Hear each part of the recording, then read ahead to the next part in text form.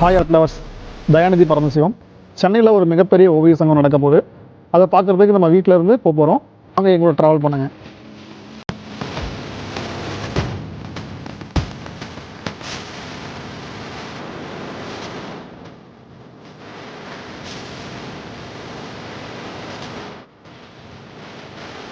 ஒரே இடத்துல கிட்டத்தட்ட 500 ஓவியர்கள் கலந்து கொண்ட இந்த நிகழ்வு எப்படி இருக்குது சார்? பார்வையாளர்கள் ரெஸ்பான்ஸ் என்ன சொல்கிறாங்க? இது பார்த்தீங்கன்னா சென்னையில் நடக்கக்கூடிய ஃபஸ்ட்டு ஒரு ஆர்ட் எக்ஸிபிஷன். இந்த அளவுக்கு ஒரு 500 ஆர்டிஸ்ட்டு இந்தியாவிலேருந்து வந்திருக்காங்க. வேரியஸ் பிளேஸ்லேருந்து. எல்லா ஒர்க்கும் பார்த்தீங்கன்னா யூனிக் ஒர்க்காக இருக்கும். இது ஃபஸ்ட் டைம் நடக்குது. இவ்வளோ பெரிய கிராண்டியரான ஷோ. அது இது ஒவ்வொரு ஆர்டிஸ்ட்டுக்கும் வாழ்வாதாரம் சார்ந்த விஷயமாகவும் இருக்கும். பார்த்தீங்கன்னா ஜஸ்ட் லைக் தட் ஓவியம் வைக்கிறாங்க போகிறாங்க அப்படி கிடையாது. இதை சார்ந்து தொழில்முறை சார்ந்து நிறைய பேர் இருக்காங்க. அவங்களுக்கு ஒரு பெரிய வாழ்வாதாரமாக இருக்கும். மனிதர்கள் அவர் கண்ணில் என்ன பார்த்துருக்காங்களோ, ஒன்று பார்த்தீங்கன்னா எதை பார்த்து வியந்தாங்க, இல்லை எது நம்ம கூட வாழ்வியாக இருந்தது, அவங்க எதை ரசித்தாங்கன்றது தான் ஓவியமாகவே கன்வெர்ட் ஆகும். அப்போ தான் என்ன பண்ணுறாங்கனாக்கா, அந்த ஓவியர்கள் நிறைய பேர் ரியலிசம்குள்ளே போகிறாங்க. அதே மாதிரி அவங்க எதை இன்ஸ்பயர் ஆகிறாங்கன்றது தான் ஓவியமாகவே கன்வெர்ட் ஆகும்.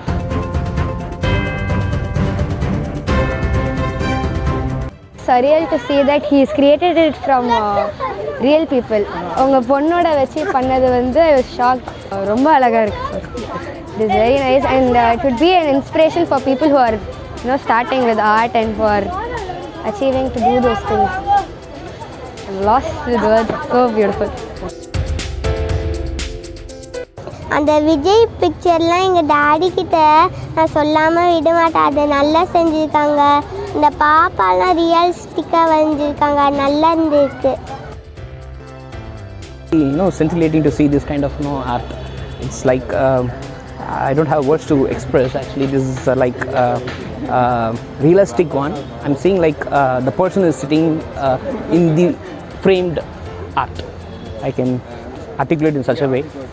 I don't have much to express beyond this art itself. Speak on its own. Congratulations, sir. Okay, thanks. Nice to meet you. Nice minds to work to. Thank you. My name is Rakshan Sai. I'm studying 3rd standard A4. Hello. Okay, hi, என் பேர் பிரீத்தி. இங்கே art ஃபெஸ்டிவலுக்கு வந்திருக்கோம். First stall பார்த்ததும் ரொம்ப அப்படி மனசெல்லாம் கரைஞ்சி போச்சு. செகண்ட் ஸ்டாலில் சாரோடது பார்த்துட்டு 2 கண்ணே பத்தலை, இன்னும் 2 கண்ணு எக்ஸ்ட்ரா இருந்தால் நல்லாயிருக்குன்னு தான் தோணுது. ஏன்னா அவ்வளோ அருமையாக இருக்குது. ஸோ ரொம்ப சூப்பராக இருக்குது சார். நோ வேர்ட்ஸ் எக்ஸ்பிளைன் பண்ணுறதுக்கு ஒன்றுமே சொல்ல முடியல. அவ்வளோ அருமையாக இருக்குது, ரொம்ப அருமையாக இருக்குது. ஷியாமலா முத்துசுவாமி. நாங்கள் சென்னையில் தான் இருக்கோம். ஆழ்வார்பேட்டில் இருக்கோம். எனக்கு ரொம்ப பிடிச்சது இந்த விநாயகர் செயல்ஸ் ரொம்பவே பிடிச்சது. அழகாக இருக்குது. அதில் இந்த குட்டி குழந்தை டான்ஸ் ஆடுறது மிகவும் ரொம்ப சிறப்பு, ரொம்ப நல்லா இருக்குது. அதே போல் இந்த குழந்தை சாமி கும்பிட்றது ரொம்ப நல்லாயிருக்கு. And then this 2 dogs very very very very nice.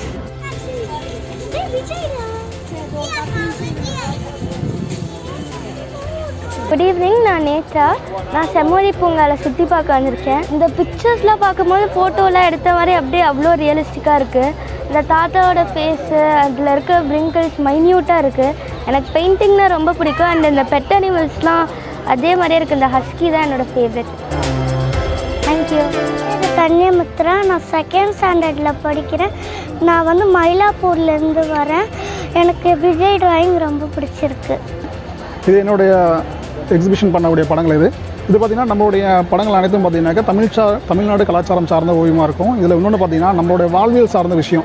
அதாவது நம்ம கூடவே என்ன பண்ணுறோம், அது என்னென்னா நல்ல விஷயங்களை அதுக்கு நம்ம மறந்துட்டு அடுத்த இது போயிடுவோம். அந்த நல்ல விஷயத்தை அப்படியே நம்ம ரெஜிஸ்டர் பண்ணணுன்றதுக்காக பண்ணப்பட்டது தான். அதில் ஃபஸ்ட்டு எக்ஸாம்பிள் பார்த்திங்கனாக்கா இந்த 2 படம். இது எங்கள் ஃபாதரு.